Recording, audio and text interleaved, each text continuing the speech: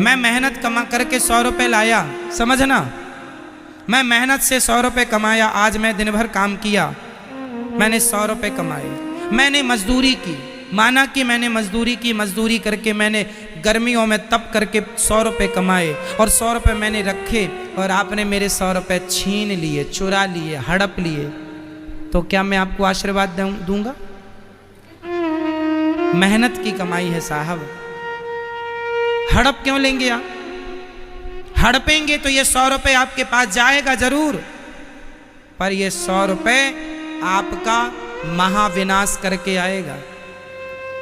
बेईमानी का धन किसी को पचा हो तो नाम बताओ, मैं लिख लूं, बोलो, पचा है? दुर्योधन ने किया बेईमानी, अपने भाइयों की संपत्ति हड़प ली, पचा?